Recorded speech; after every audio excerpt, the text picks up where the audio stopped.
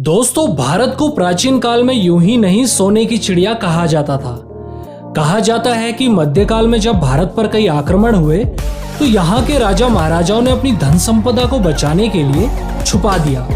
इनमें से कई खजाने इतने विशाल हैं कि आज की तारीख में भारत की आर्थिक स्थिति भी बदल सकते हैं। और ऐसे ही एक खजाने के बारे में कहा जाता है कि वो राजस्थान के जयगढ़ किले में छुपा है। जयगढ़ के किले का निर्माण जयपुर के महाराज सवाई जय सिंह ने करवाया था।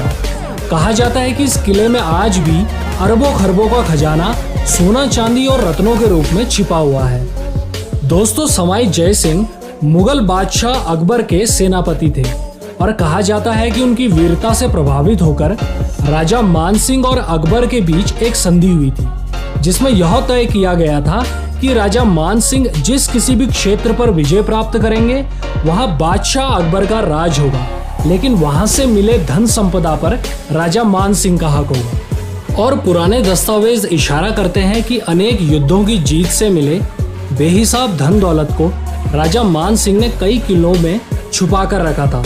उनके पश्चात जय सिंह द्वितीय ने 1726 में जयगढ़ दुर्ग बनवाया था। दोस्तों, अब हम जानते हैं इस खजाने के बारे में कैसे पता चला। दरअसल जयगढ़ के पुराने किलेदार के एक वंशज बाला बख्श के पास चमड़े के कुछ दस्तावेज थे और जय सिंह खवास के पास जय सिंह का लिखा बीजक था।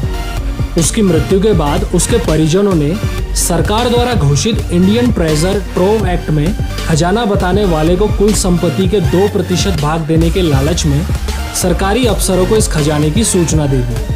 उल्लेखनीय है कि जयपुर रियासत में बड़े ओहदे पर रहे राव कृपाराम के पुत्र राव किस्तूर चंद के परिवार ने इसी तरह के दस्तावेज जयपुर के आखिरी महाराजा सवाई भवानी सिंह को सौंप दिए थे, जिसमें लगभग वही सभी विवरण थे जो बाला बख्श के परिवार के पास पाए गए बीजकों में थे। इसके अलावा अरबी पुस्तक तिलिस्मात-ए-अंबेरी में भी उल्लेख है कि जयगढ़ किले में 7 टाकों के बीच हिफाजत से दौलत छुपाई गई थी।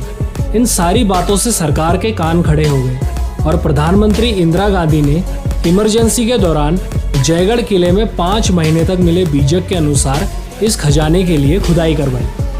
भारत सरकार ने खजाना खोजने के लिए सेना की 37वीं इंजीनियर्स कोर को बुलाया और 5 महीने में खुदाई पूरी होने के बाद ये बताया कि महज 230 किलो सोना और चांदी का सामान मिला है।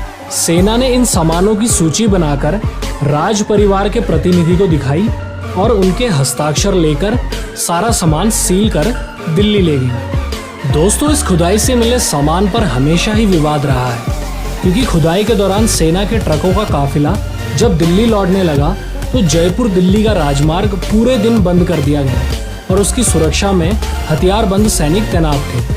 अफवाह यह भी है कि सारा ऑपरेशन इंदिरा गांधी के आदेश और संजय गांधी के निरीक्षण में हुआ और ट्रकों का सारा सामान दिल्ली छावनी में रख दिया गया।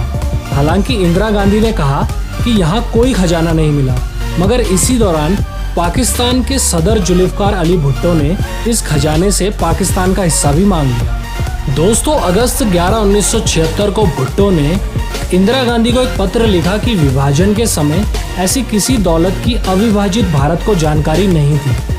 विभाजन के पूर्व के समझौते के अनुसार जयगढ़ की दौलत पर पाकिस्तान का हिस्सा भी बनता है। भुट्टो ने लिखा था कि पाकिस्तान को यह पूरी आशा है कि खोज और खुदाई के बाद मिली दौलत पर पाकिस्तान का जो हिस्सा बनता है वह उसे बगैर किसी शर्तों के दे दिया जाएगा। लेकिन इंदिरा गांधी ने 31 दिसंबर 1976 को भुट्टो को लिखे अपने जवाब में कहा कि उन्होंने विधि विशेषज्ञों को पाकिस्तान के दावे के औचित्य की जांच के लिए कहा था। विशेषज्ञों की राय है कि पाकिस्तान का कोई दावा ही नहीं बनता। इंदिरा गांधी ने यह भी लिखा कि जयगढ़ में किसी तरह का खजाना नहीं मिला है। पर अब सवाल यह है कि आखिर खजाना गया कहाँ? दोस्तों, इसके जवाब में जयपुर राज परिवार का कहना था कि खजाने का एक बड़ा हिस्सा जयपुर को बसाने में खर्च हो गया था, पर दस्तावेज इशारे करते हैं कि मानसिंह द्वितीय ने अपने काल में जयगढ़ के खजाने के एक बड़े हिस्से को मोती डुंगरी में रख दिया था। इसकी पुष्टि कानोता के जनरल अमर सिंह की डायरी से भी होती है, जिसमें लिखा है कि मानसिंह ने जयगढ़ के किलेदारों को बदल दिया और भारी मात्रा में सामान यहाँ से लेकर कहीं और ले गए। कुछ पुराने लोग कहते हैं कि खजाने का पता चल गया था, लेकिन शराब के डर से उसे निकालने की कोई हिम्मत ना कर सका।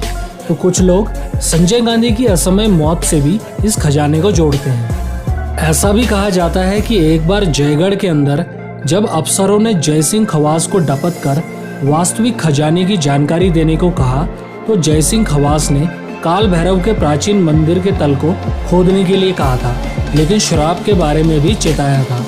इसके बाद ही सेना को खुदाई का काम दिया गया।